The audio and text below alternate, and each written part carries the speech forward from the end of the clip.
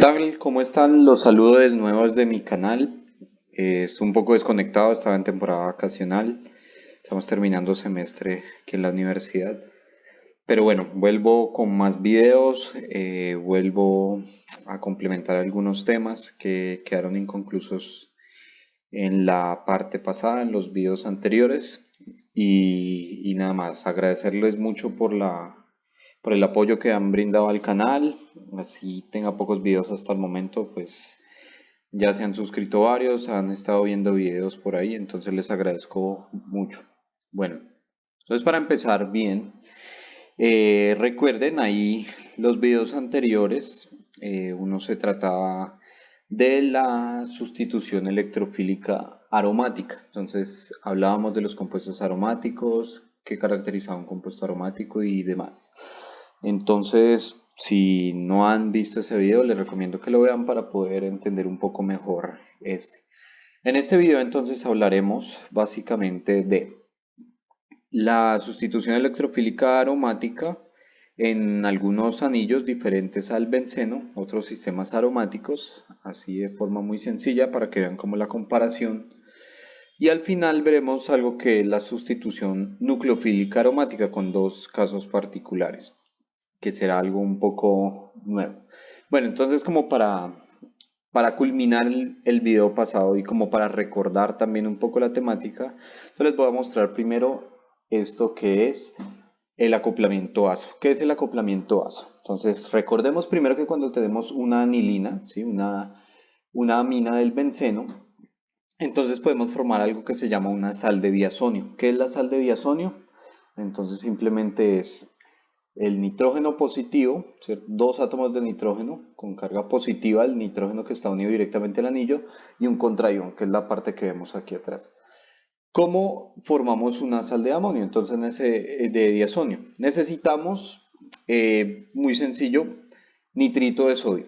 ¿Listo? Nitrito de sodio, o si en lo posible haberlo dejado secando en la estufa de un día para otro, porque es bastante higroscópico y pues puede tener algunos problemas, puede que no dé muy buenos rendimientos, entonces un nitrito de sodio en buenas condiciones. Necesitamos un ácido, no necesariamente tiene que ser clorhídrico, puede ser bromhídrico, puede ser sulfúrico. Digamos, la base conjugada de cada ácido es lo que va a servir como contraión en esta sal de diazón. Esto se hace normalmente en un medio acuoso y en un baño de hielo. Se trata de no dejar subir la temperatura por encima de 10 grados Celsius. Y listo, hay una forma la sal de diazonio que habíamos visto en el video anterior. Ahora, veíamos que la sal de diazonio nos sirve para generar muchos intermediarios. Yo puedo generar haluros, puedo generar fluoruros, bromuros, yoduros, cloruros.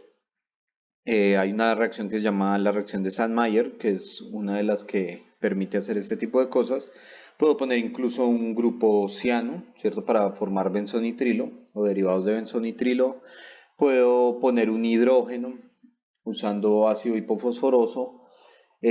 Puedo introducir el flúor que es tan difícil, pues también lo podría poner en ese caso. Puedo poner un grupo OH, ¿cierto? Para formar un fenol, también lo podría hacer. Sin embargo, hay otra reacción, hay otra posible reacción. Entonces, ¿qué va a suceder? Resulta que este pedacito de acá lo podemos ver como si fuera un carbonilo activado. Entonces, ¿cómo vemos esto como un carbonilo activado? Entonces pensemos que tenemos por aquí, no sé, un aldehído o una acetona, sea lo que sea. Y recuerden que en medio ácido, este de aquí se podía protonar, ¿cierto? Y al protonarse, pues este carbono quedaba activado. Así un nucleófilo, ¿sí? Cuando hubiera por ahí un nucleófilo en el medio, entonces neutro o cargado, entonces lo que puede hacer es atacar a este carbono que está activado, ¿cierto? Y deslocalizar. Entonces lo que yo quiero que vean es lo siguiente. Este anillo de acá lo llamamos un anillo activado. ¿Por qué? Porque tenemos un grupo activante, ¿cierto? Un grupo que tiene un par de electrones libres.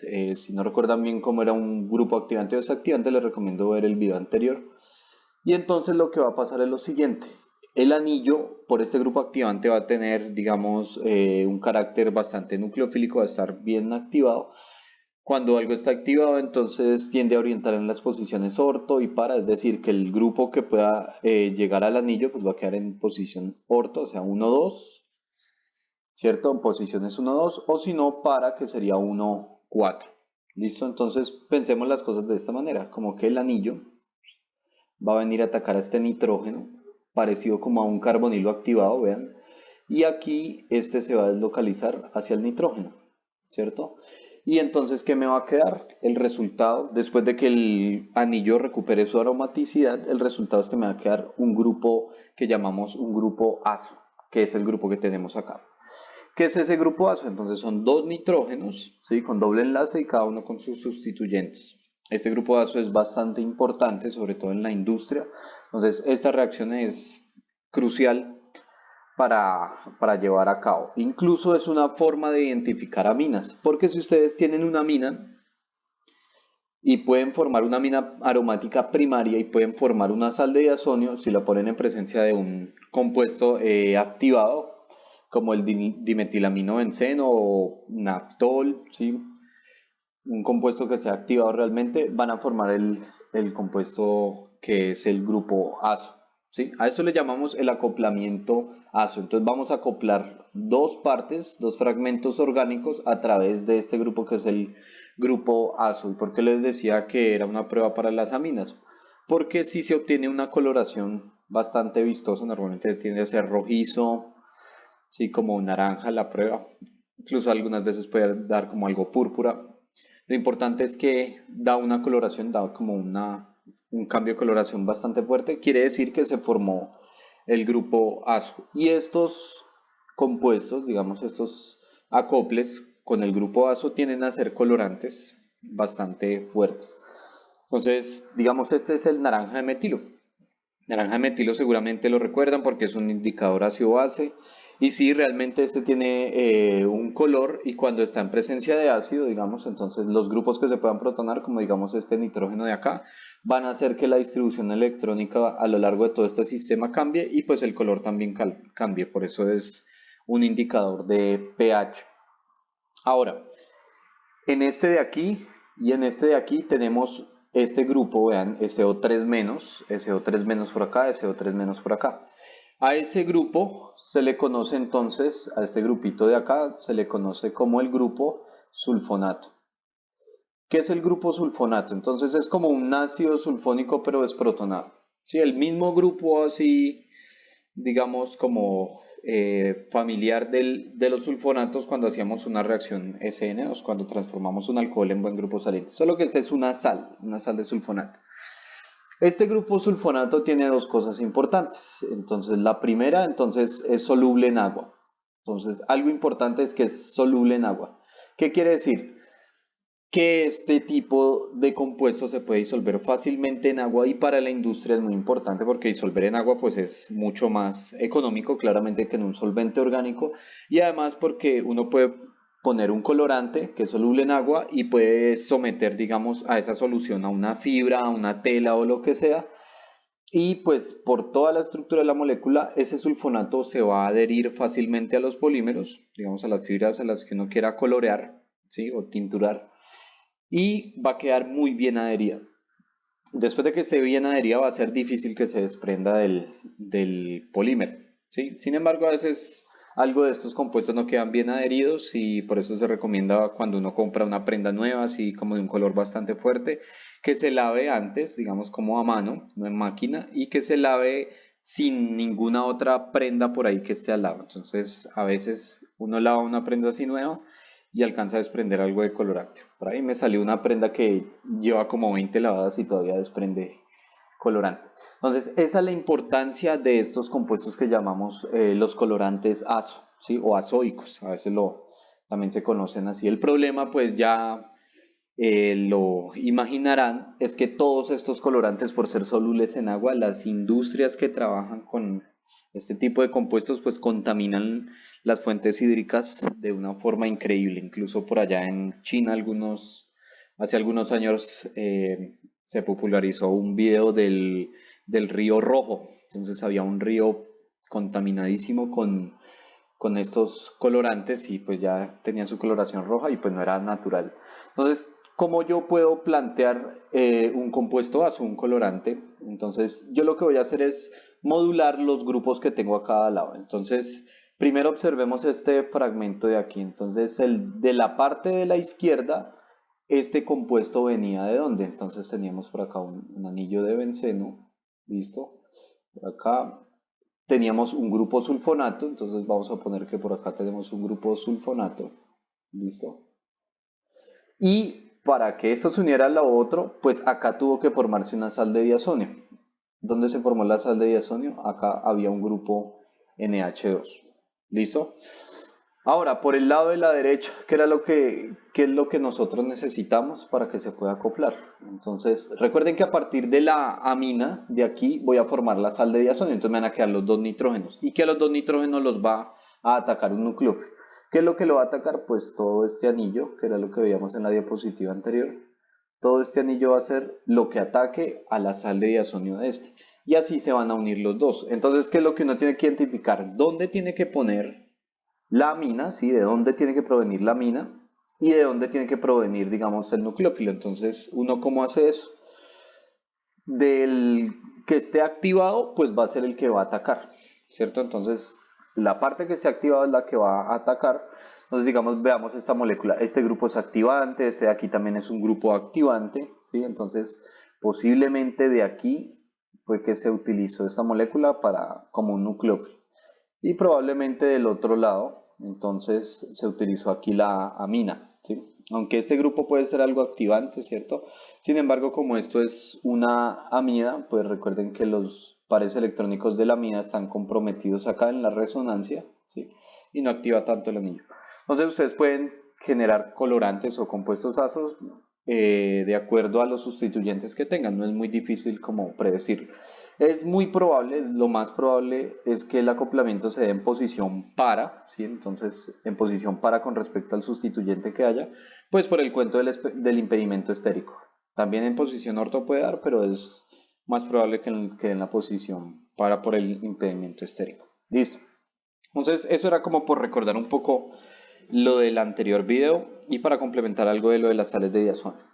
Ahora, ¿qué sucede cuando yo tengo anillos aromáticos pero que no son el benceno? Entonces recuerden, hay tres condiciones básicas para que algo sea aromático. Entonces tiene que ser plano, tiene que estar todo el sistema conjugado, si no tiene que ser completamente dobles enlaces, pero pueden ser dobles enlaces más electrones libres, dobles enlaces y una carga positiva, simplemente que todo esté conjugado, todo esté en resonancia. Y entonces, una vez tenga uno algo plano, tiene que ser cíclico también y tiene que seguir la regla de Huckel. ¿Qué es la regla de Huckel? Pues simplemente es que el sistema debe tener 4n más 2 electrones pi, ¿sí? Entonces, digamos para este caso tenemos 2, 4, 6, 8 días. Recuerden, cada doble enlace aporta 2. Entonces tenemos 10 electrones. ¿Será que si cumple con la regla de Huckel? Pues simplemente cuando n vale 1, pues 4 por 1, 4 más 2, 6. Cuando n vale 2, 4 por 2, 8 más 2, 10. Y acá en este sistema hay 10 electrones, entonces cumple la regla de Huckel. Listo. Lo mismo se puede tener con anillos que llamamos heterocíclicos o compuestos heterocíclicos, donde el ciclo no está conformado solo por átomos de carbono, como en estos casos, sino que puede tener átomos diferentes. A esos átomos diferentes se le llaman heteroátomos. Listo, entonces tenemos varios casos. Tenemos furano, tenemos acá pirrol, tenemos piridina. Sin embargo, hay muchísimos compuestos heterocíclicos. Eso lo pueden ver en un curso como más específico. Resulta que, digamos, en la piridina es muy similar al benceno, vean que se parece por aquí mucho al benceno. Entonces tiene 2, 4, 6 electrones pi, cumple todo completamente. Sin embargo, vean el pirrol y el furano. El furano y el pirrol tienen 2 y 4. No cumpliría con la regla de Huckel. Pero lo que tienen es un par de electrones. Este par de electrones puede empezar a ser parte del sistema, ¿sí? Y entonces, una vez yo deslocalice esto, yo voy a tener los dos electrones de acá, los dos electrones de acá y el par de electrones del oxígeno. Entonces tendría 2, 4, ¿sí? 2, 4 y 6 electrones. Entonces así cumpliría que fuera 4n más 2. Entonces este es un caso de aromaticidad con heteroátomos que tengan pares de electrones libres y así se genere el mismo concepto de aromaticidad plano, conjugado y la cantidad de los electrones pi. ¿Listo? Cada uno de ellos va a ser diferente ¿sí? Al benceno en varios aspectos. Entonces veamos que este carbono de acá realmente no es equivalente con este carbono de acá, ¿sí? Digamos que esos dos carbonos tienen naturaleza química diferente. Vean que este carbono no está unido a un nitrógeno, mientras que este sí. Entonces los carbonos no van a ser equivalentes. Viémonos de esta parte de la izquierda, ¿sí? Y pensando en esto como el benceno, pues este carbono, si fuera el benceno, todos los carbonos serían iguales, son equivalentes. Entonces solo me daría la primera sustitución como un producto. Sin embargo, como acá yo tengo dos posibilidades en este tipo de compuesto, pues me van a dar dos productos. Y en la piridina, pues vean que este carbono es diferente a este carbono y a este carbono. Entonces voy a tener tres posibles productos. ¿Cuál será el que se dé en mayor cantidad? Pues ya lo veremos. Entonces, primero, el naftaleno, como para que vean la diferencia de reactividad. El naftaleno tiene dos tipos de hidrógeno. Este de aquí, este de aquí, o sea, hidrógenos que se pueden sustituir, este de aquí y este de aquí. ¿Sí? De resto, pues este de aquí va a ser equivalente a este va a ser equivalente a sí, este va a ser equivalente a este. Entonces el naftaleno tendría dos opciones para reaccionar, para sustituir esos hidrógenos. Va a ser la misma reacción electrofílica aromática que vimos en el video anterior y va a poner el electrófilo. Resulta que aquí el producto mayoritario es el que queda en la posición alfa. Esta posición que está más arriba, ¿sí? La que está más arriba acá la llamamos alfa y la que está aquí al lado la llamamos beta. Por eso aquí cuando tenemos un OH se llama el alfa naftol y aquí se llama el beta naftol. ¿Listo? Entonces vean que aquí se predomina un producto sobre otro. ¿Listo? Ahora, ¿qué sucede con los anillos aromáticos heterocíclicos? Entonces resulta que, digamos, para el pirrol, en la posición 2 es donde se prefiere más, versus la posición 3. ¿Cuál es la explicación? Es la misma explicación que veíamos cuando se daba la segunda sustitución sobre un anillo aromático de benceno. Entonces va a haber algo que dirija en orto para o va a ser algo que dirija en meta. Cuando hablamos de heterociclos, así, si no hablamos del benceno, no podemos utilizar el término orto y para. Entonces podemos decir que digamos la posición 2 o la posición 3. No vamos a llamar a esta orto ni a esta meta. Entonces resulta que cuando se da el primer paso, si se acuerdan, entonces venía el anillo, ¿cierto? El anillo toma el electrófilo. Entonces, que ese es el primer paso. ¿Qué sucede? El electrófilo puede quedar en la posición 2 y aquí en la 3 me quedaría un carbocatión. O si no, el electrófilo puede quedar en la posición 3 y el carbocatión me queda aquí en esta posición 2. ¿Listo? El que me genere el mejor intermediario, o sea, ese carbocatión o el que tenga más estructuras resonantes, va a ser el que predomine, ¿sí? Para el producto mayoritario. ¿Listo? Entonces, eso lo vemos de esta manera. Tenemos que cuando el electrófilo se une a la posición 2, el carbocatión va a quedar en la posición 3. Y cuando el electrófilo, en la otra posibilidad, se une al carbono 3, pues el carbocatión me va a quedar en la posición 2.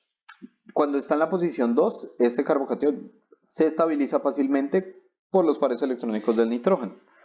Listo, y tenemos estas estructuras resonantes. Cuando llegamos a esta estructura resonante ya no puedo mover más los electrones. Tenemos dos estructuras resonantes. Sin embargo, cuando tengo la posición 2, el electrófilo en la posición 2, genero el carbocatión en la posición 3. Aquí yo puedo deslocalizar, ¿cierto? Y acá se estabiliza por el par del nitrógeno. Entonces voy a tener esta estructura de esta manera. Los nitrógenos en estas dos estructuras, pues ningún átomo va a quedar sin su octeto, todos van a tener como sus enlaces. El nitrógeno lo que pasa es que va a tener un enlace de más, pero no les hace falta, digamos, enlaces. Sin embargo, la ruta de arriba tiene tres estructuras resonantes, mientras que la de abajo solo tiene dos. Entonces, eso va a hacer que predomine la ruta de arriba, es decir, cuando el electrófilo llegue a la posición 2. Por eso es que se explica que el pirrol da mayor el producto en la posición 2. Con la piridina entonces tenemos ya muchas posibilidades, que quede en la posición 2, en la posición 3 o en la posición 4, ¿sí? Y resulta que el que predomina es en la posición 3. ¿Y por qué predominará entonces en la posición 3? Hay algo que les puede ayudar a ustedes como algo mnemotécnico, como para recordar la reactividad de estos dos tipos de anillos que estamos viendo. Y es que este anillo de pirrol se va a comportar como si fuera un benceno con un grupo activante. Y recuerden que un benceno con grupo activante orienta en posición orto o la posición 2, ¿sí? Y de hecho se le considera al pirrol como un anillo aromático activado, porque comparado con el benceno reacciona mucho más fácil. ¿Listo? Por otro lado, la piridina se comporta como si estuviera desactivado, como si fuera un benceno desactivado. Y pueden pensar que es como si fuera un benceno con un grupo nitro.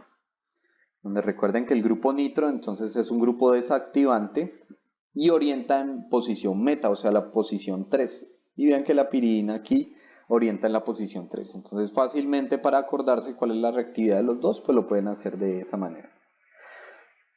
¿Cuáles posibilidades tenemos? Entonces, que el electrófilo llegue a la posición 2, que llegue a la posición 3, llegue a la posición 4, ¿cierto? Y ahora vamos a estudiar el caso cuando tenemos la posición, cuando se toma el electrófilo por la posición 2 o la posición 3. ¿Verdad? Que cuando se toma el electrófilo de la posición 2, me queda el carbocatión en la posición 3. Aquí muevo el par de electrones, me queda de esta manera, muevo el otro par de electrones y aquí me queda algo rarísimo, que es un nitrógeno sin un enlace y con una carga positiva. Esta es una estructura muy poco estable porque el nitrógeno comparado con el carbono es mucho más electronegativo, entonces recuerden que la electronegatividad es como la capacidad de retener los electrones propios, entonces no va a entregar esos electrones así tan fácil. Sin embargo, un carbocatión sí suele ser relativamente estable porque el carbono no es muy electronegativo, entonces si toca ceder sus electrones los cede fácilmente. Entonces en este caso, por la falta del octeto del nitrógeno y por la carga positiva sobre un átomo electronegativo, no es que sea tan electronegativo, pero sí mucho más con respecto al carbono, esta estructura sería muy poco estable. Mientras que por acá tenemos las tres estructuras resonantes, las mismas del nitrobenceno cuando hacemos la reacción sobre el nitrobenceno, y me va a quedar de esta manera. Entonces, como yo les digo que piensen en esto como si fuera el nitrobenceno, es tal cual, porque la piridina se considera como un anillo aromático desactivado. Con respecto al benceno, comparado con el benceno, reacciona, digamos, más lentamente con respecto a un electrófilo. ¿Listo? Recordemos algo clave. Este tipo de compuestos no genera reacciones de adición como las tienen los alquenos, porque si se genera una reacción de solo adición, se va a perder la aromaticidad. Entonces por eso prefieren sustitución electrofílica que adición, para no perder la aromaticidad. Listo. Eso entonces con eso podemos cerrar el tema de la sustitución electrofílica aromática. Para terminar, lo que voy a hacer es mostrarles dos tipos de sustitución nucleofílica aromática que la simbolizamos como SNAR. ¿Listo? Primero, entonces, estas sustituciones no son ni SN1 ni SN2, van a tener una naturaleza completamente diferente, principalmente por la hibridación. Esta hibridación no es una hibridación sp3 sobre la que funciona la reacción SN1 y la SN2.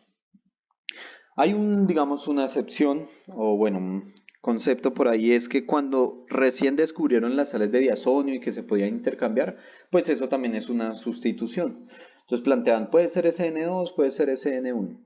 Por ahí hay un artículo, se los quedaré viendo de pronto para un próximo video, les doy la referencia, donde hicieron un estudio y cinéticamente las sales de diazonio se comportan como si fuera un mecanismo SN1, es decir, que a un carbocatión y después lo ataca el nucleófilo. Sin embargo, esos carbocationes sobre carbonos sp2 son bastante inestables, ¿sí? Pero digamos que ese es un tema que está investigado en un artículo. Después les daré la referencia. Bueno, ¿qué es una sustitución nucleofílica aromática? Vamos a tener un grupo saliente y vamos a tener un nucleófilo, como una sustitución nucleofílica normal. Para esta primera necesitamos varias cosas. Un buen grupo saliente, que el nucleófilo obviamente no sea tan buen grupo saliente como este, que no sea buen grupo saliente realmente. Y en esta vean que voy a necesitar un grupo bien desactivante en la posición orto, ¿sí? O en la posición para al grupo saliente. Ya veremos por qué. Vean las condiciones de esta reacción. Ponemos exceso de esta, que es la etilamina, en agua 24 horas a 100 grados Celsius. ¿Sí? Unas condiciones relativamente fuertes porque 24 horas a 105 grados Celsius, bastante complicado. Entonces vean que aquí lo que va a suceder es que el nitrógeno, de alguna manera este nitrógeno acá, de los pares electrónicos, lo que van a tratar de hacer es venir, ¿cierto? Y sustituir acá. Pero entonces uno diría, si fuera SN2, ataca acá directamente y se va al grupo saliente. Ya les dije que no era SN2. Si fuera SN1, antes de que ataque la mina, se iría a esto y quedaría como un carbocatión. Tampoco es una reacción tipo SN1. La reacción va a ocurrir en dos pasos, que ya les mostraré a continuación. ¿Cuál es el producto de la reacción? Pues es un producto de sustitución normal, como el que veíamos o el que han visto ustedes con carbonos sp3, SN2, SN1. Entonces vean que se intercambia, se sustituye este grupo cloro, el grupo saliente, por este que era el nucleófilo que venía de la mina simplemente. Listo. Entonces, ¿qué sucede en el mecanismo? Entonces en el mecanismo sucede lo siguiente. Si ataca el nucleófilo al carbono, donde está el grupo saliente, pero aquí está la deslocalización de carga. Entonces se va a deslocalizar la carga hacia acá y aquí me va a quedar una carga negativa. Recuerden varias cosas. El grupo nitro, entonces se representa de esta manera, ¿cierto? El nitrógeno está positivo, este de aquí tiene sus dos pares, el oxígeno, ¿cierto? Y hay un oxígeno que tiene tres pares y pues está negativo. Entonces, el nitrógeno tiene una carga positiva. ¿Qué quiere decir? Que aquí en este intermediario se va a generar un carbanión, una carga negativa. Al estar esta carga negativa cerca a esta carga positiva del oxígeno, se va a estabilizar. Entonces, este intermediario va a ser relativamente estable. ¿Sí? Si no estuviera el grupo nitro en esta posición, sino digamos en la posición meta, no se podría estabilizar porque el nitrógeno positivo estaría por acá y la carga por allá arriba, entonces no estaría estabilizando. ¿Listo? Si ustedes deslocalizan los electrones, digamos, para hacer las estructuras resonantes, se van a dar cuenta que ustedes pueden formar acá un doble enlace y los electrones de este doble enlace los pueden pasar acá. Entonces la carga negativa me podría quedar aquí en este carbono. ¿Sí? ¿Qué quiere decir? Que si yo tuviera un grupo nitro no en posición orto, sino en posición para, también se podría estabilizar esa carga negativa. Ese era el requisito que yo les decía, que el grupo nitro o el grupo que es muy desactivante debería estar en posición orto o en posición para el grupo saliente para que se pudiera dar la reacción. Entonces tenemos ese de aquí, ¿cierto? ¿Y qué va a suceder después? Vean en el siguiente paso, ¿sí? Que va a ocurrir por acá. Les quito este pedacito de acá. Y en el siguiente paso lo que va a ocurrir es una eliminación. Entonces vean que acá se va a formar un doble enlace y se va a ir el grupo saliente. ¿Cómo es la forma más sencilla de recordar este mecanismo? Este mecanismo se puede ver, los que no han visto, hay uno de los videos que se llama reacciones de adición-eliminación, pero se puede ver de esta manera simplemente. Entonces pensemos que tuviéramos por acá un cloruro de ácido. ¿Listo? Cloruro de ácido, el derivado de ácido más reactivo, porque tiene un muy buen grupo saliente. Entonces, cuando yo tenía un nucleófilo, entonces pongamos por acá un nucleófilo, el nucleófilo lo que hacía era atacar directamente al carbonilo, deslocalizaba, ¿cierto? Y me quedaba ese intermediario de aquí. Entonces me queda por acá el cloro, aquí se unió el nucleófilo, ¿cierto? Y por aquí yo tengo el oxígeno con sus tres pares de electrones y pues que está negativo. Listo. Ahora comparemos este primer paso, este paso de acá con este paso de aquí. Vean que es exactamente lo mismo. El nucleófilo ataca a este carbono, donde está el grupo saliente, deslocaliza la carga hacia el siguiente átomo, que en este caso es un carbono, aquí era el oxígeno, pero aquí es un carbono, y me va a quedar este intermediario. A ese lo podemos llamar, entonces sí, la adición, ¿cierto?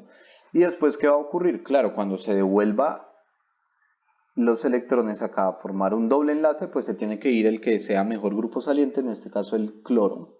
Bueno, en este caso si el nucleófilo no está muy en grupo saliente como el cloro, y ya me va a dar el producto de la reacción. Entonces por aquí me quedaría el nucleófilo unido.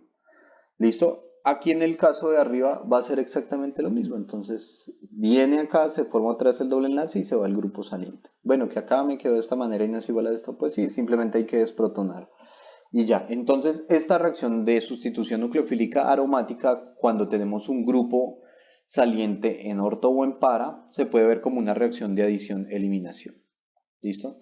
Es una forma muy sencilla de acordarse de esta reacción. Si yo tengo solo un grupo nitro, la reacción funciona. ¿Sí? Toca ponerle algunas condiciones a veces como un poco fuertes, tiempos prolongados, pero vean este caso, yo tengo dos grupos nitro.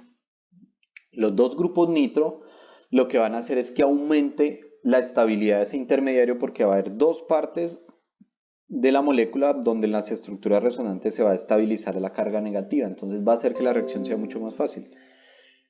Comparemos, ¿sí? Comparemos las condiciones de esta con la anterior, 1.5 horas, una hora y media, mucho menos que las 24, 35 grados Celsius, pues muchísimo menos. Entonces la reacción va a ser más fácil, ¿listo? Como dato curioso, a este intermediario se le llama el intermediario de Meisenheimer, porque, bueno, Meisenheimer fue un investigador que trabajó con este tipo de reacción. De hecho, hay un compuesto que se llama la sal de Meisenheimer. Y entonces así se le conoce a este. O sea, cuando lo ataca, el producto de la adición nucleofílica, que lo podríamos llamar un aducto, ¿sí? Un aducto es cuando, digamos, se une una molécula con otra y no se pierde ningún átomo. Aquí no se ha perdido ningún átomo. Se lo podemos llamar un aducto. A este complejo se le llama el complejo de Meisenheimer. Entonces vean que este era el ejemplo que les mostraba. ¿Y qué pasa en este caso? El flúor. Cuando uno ve sustituciones CN2, CN1, el flúor es un átomo completamente, digamos, impredecible. No tiene muy buena selectividad. Lo mismo cuando uno hace una halogenación de un alcano. Se dice que no es buen grupo saliente, digamos, por su alta densidad, negativa densidad de carga, porque el átomo de flúor es pequeño y tiene una carga negativa, entonces la densidad es muy alta, está muy concentrada la carga en un solo punto, entonces puede reaccionar fácilmente y devolverse la reacción. Sin embargo, aquí no importa, en esta reacción hasta el flúor puede funcionar para que se dé el producto de sustitución. ¿Qué es lo que importa? Que digamos, el compuesto que es el nucleófilo, ¿sí? Pues no sea tan buen grupo saliente comparado con el flúor. Entonces, si uno pone una base muy, muy fuerte, digamos, acá tenemos este alcohol propargílico y acá tenemos una base, entonces lo desprotonamos, generamos el alcóxido, ¿cierto? Tenemos por aquí el alcóxido, por acá es así, ¿no? Tenemos por aquí el alcóxido. El alcóxido entonces pues va a ser nuestro nucleófilo. El alcóxido pues viene de un ácido débil, ¿cierto? Que es el alcohol, pues va a ser una base bastante fuerte, entonces va a ser lo mismo. Ataca acá, ¿cierto? Va a deslocalizar. Bueno, y acá dibujé, entonces no puedo deslocalizar acá porque no tengo el doble enlace. Pues voy a hacer lo siguiente. Voy a pasar este acá, voy a pasar este aquí y voy a deslocalizar eso hacia este carbono. ¿Listo? No es que porque uno empezó por el lado que no era, entonces no se puede hacer el mecanismo. Listo. Entonces, cuando suceda la reacción, pues este alcoxio va a ser una base mucho más fuerte que el fluoruro, ¿cierto? Entonces va a quedar aquí el nucleófilo. Entonces, con el flúor también funciona. Aquí entonces, como para que lo tomen a manera de ejercicio, tenemos tres casos. El primer caso, no tenemos grupo nitro, pero este es un grupo desactivante. ¿Sí? Recordemos que el carbonilo, por resonancia, entonces por resonancia, pues estos electrones pueden pasar al oxígeno, ¿cierto? Entonces, por resonancia yo voy a tener un oxígeno negativo por acá y un carbono que va a ser positivo, un carbocatión. Entonces, ¿qué quiere decir? Que este carbocatión, este carbono que va a ser positivo, pues también va a estabilizar la carga negativa, como en el caso del grupo nitro. Exactamente igual. El siguiente caso, entonces el caso de aquí, el segundo. Tenemos un flúor, tenemos un grupo nitro, ¿cierto? Y acá tenemos un ion metóxido. Entonces el ion metóxido será el nucleófilo y el nucleófilo pues atacará aquí, deslocalizará y listo. Entonces la reacción funciona bien. Y la última es simplemente ver cuál de las dos posibilidades se puede dar. Entonces vean que aquí tengo un flúor, tengo otro flúor. Uno está en orto al nitro, otro está en meta al nitro. Entonces recordar que la regla dice que cuando tengo el grupo es nitro o el grupo muy desactivante en la posición orto o para, es donde funciona la reacción. Entonces solo funcionaría para este flúor. Para este de acá no, porque estaría en meta el grupo nitro. ¿Listo? Y en ese caso, pues el producto sería acá el metoxi, ¿cierto? Sobre este flúor.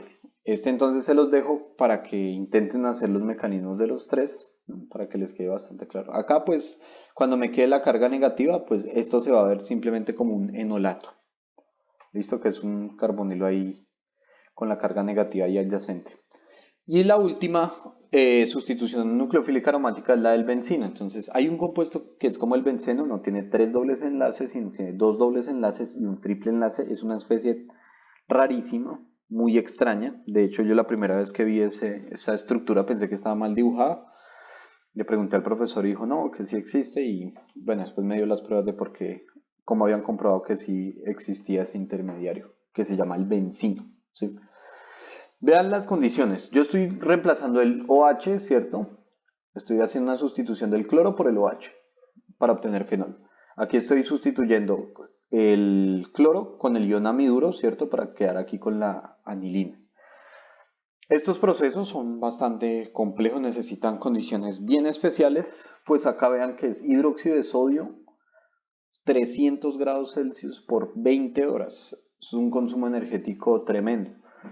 Y vean aquí lo que necesitamos es amiduro de sodio en amoníaco líquido, que el amoníaco líquido no es la solución que uno utiliza en el laboratorio, que es que llaman como hidróxido de amonio concentrado. No es eso, el amoníaco líquido es el gas amoníaco, sí, porque el amoníaco es un gas comprimido y digamos esta reacción se lleva a menos 33 grados Celsius para poder llegar a la anilina. Ustedes dirán, pero ¿para qué hacer la anilina de esta manera si yo puedo tener el benceno, hacer una nitración y después una reducción? Pues sí, claro, esa es otra forma, pero así fue como se empezó a investigar este tipo de reacción. El mecanismo es un mecanismo que es una eliminación, ¿sí? Es una eliminación. La eliminación, entonces, se los voy a anticipar, se llama eliminación E1CB. ¿Listo?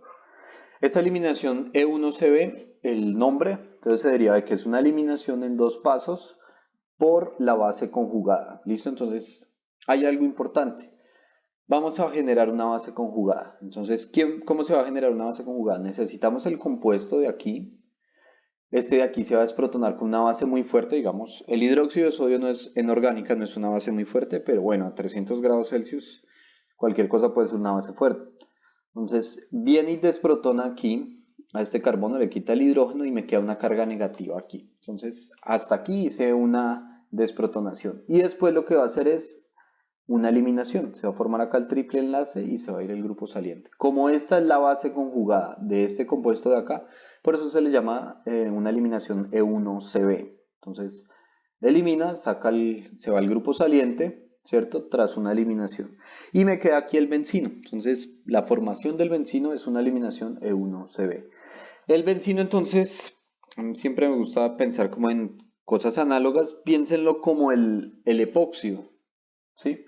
Entonces recordemos que era un epoxi entonces era un anillo de 3, ¿cierto? Un anillo de 3 tremendamente inestable por la tensión, ¿cierto? Los ángulos aportan muchísima tensión. Incluso el átomo de oxígeno es mucho más grande que un átomo de carbono, ¿cierto? Y entonces, bueno, no tanto como el tamaño, sino la repulsión de los pares y todo eso, entonces va a desestabilizar el tamaño del anillo. Entonces, lo que puede pasar normalmente es que un nucleófilo, ¿cierto? Viene y ataca al anillo del epóxido, ¿cierto? Y esto se va a abrir. Entonces, esto para mí es similar al bencino. El bencino, los dos carbonos, parecido como al epóxido, van a ser electrofílicos.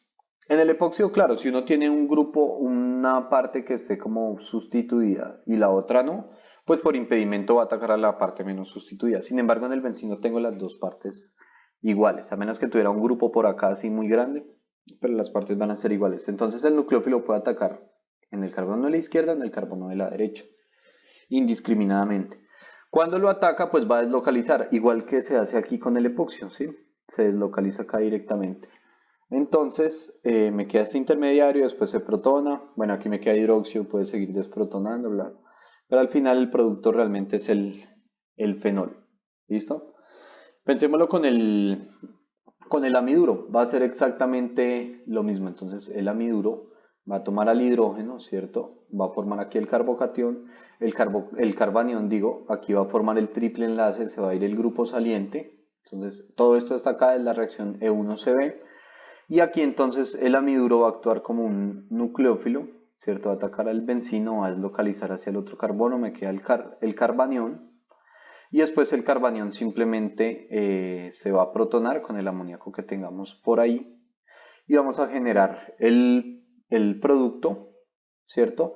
Y pues aquí me queda el amiduro que se regeneró aquí en este paso. Listo. Ya después entonces el amiduro puede desprotonar ¿cierto? Puedes protonar aquí a la anilina, que el amiduro es una base bastante fuerte. Llegar a esta sal, ¿cierto? De amina. Y pues entonces lo que uno hace en el último paso es poner esto, unas goticas ¿sí? De agua para acabar la reacción. Y listo.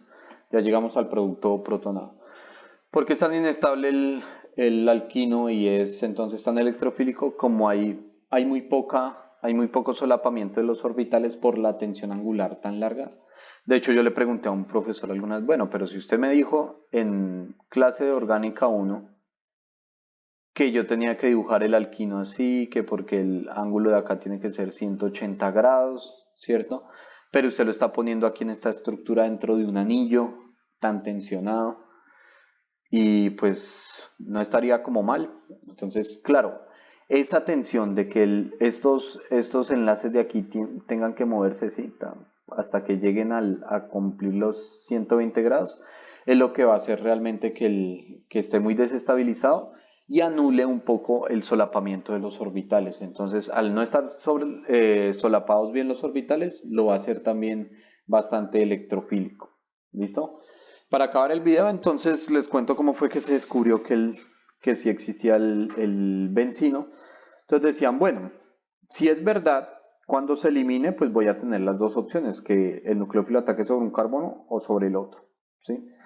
Si me dan los dos productos sobre uno y sobre otro, pues uno puede decir que es el bencino, pero uno cómo va a saber cuál carbono es cuál. Entonces trabajaron con un compuesto marcado isotópicamente con carbono 14 sobre, digamos, donde estaba el grupo saliente y se hacía la reacción del bencino, la sustitución nucleofílica aromática. Entonces venía lo mismo, atacaba el amiduro, ¿cierto? Desprotonaba, formaba el carbanión, hacía la eliminación, ¿cierto? La eliminación E1CB, me quedaba el bencino y el bencino entonces después el amiduro lo atacaba como nucleófilo, deslocalizaba, después se protonaba y todo eso. Entonces, si era cierto, me tenía que dar el nucleófilo en este carbono, que no es carbono 14, y el otro producto, sí, la mitad, en el otro carbono, que sí es carbono 14, y eso fue lo que se encontró, que en los dos se daba el producto y que se daba 50-50. Entonces se daba la mitad en el carbono 14, la mitad en el otro carbono. Listo, con esto acabamos los compuestos aromáticos, ¿sí? Claramente hay muchísimas más reacciones de los compuestos aromáticos, pero digamos, un nivel de pregrado, un nivel universitario así, hasta aquí digamos que ya tenemos. Entonces, pueden resumir entre este video, el video anterior, y con eso tendrían un buen panorama de las reacciones aromáticas. Mi recomendación, como siempre, traten de no memorizarse las cosas, traten de seguir la lógica, ¿sí? De los reactivos que tienen. Vean lo importante que es interpretar una reacción como que es una eliminación, que aquí esto era una adición-eliminación, ¿cierto? Una adición, eliminación. Tener en cuenta las reglas, que estos grupos tienen que estar en orto o en para. Entonces, no caer como en casos de estos de que por contestar rápido, entonces yo digo que el metóxido queda en este lado. Simplemente hay que seguir como las reglas. Si no se acuerdan muy bien de las cosas, traten de seguir el mecanismo y así pueden llegar a contestar todas las preguntas que tengan. Listo, entonces hasta aquí llega el video. Les agradezco muchísimo por el apoyo al canal. Los invito a que les den me gusta a mis videos, a los que les hayan servido, les hayan sido de utilidad. Compártanlo con sus amigos, sus compañeros. Esta información realmente está para que ustedes la puedan utilizar, para que les ayude en sus clases, por si no pudieron ir a clase, por si les dio pereza ir a clase, que espero que no sea esa razón, ¿cierto? Ahora no. Ah, bueno, entonces como ya sé que está el video, entonces ya no voy a ir a clase. No, tampoco. En las clases también se dicen cosas muy importantes. Y pues ya les agradezco muchísimo. Suscríbanse al canal. Si tienen algún comentario, por supuesto que lo pueden dejar y nos veremos en el siguiente video. Muchas gracias.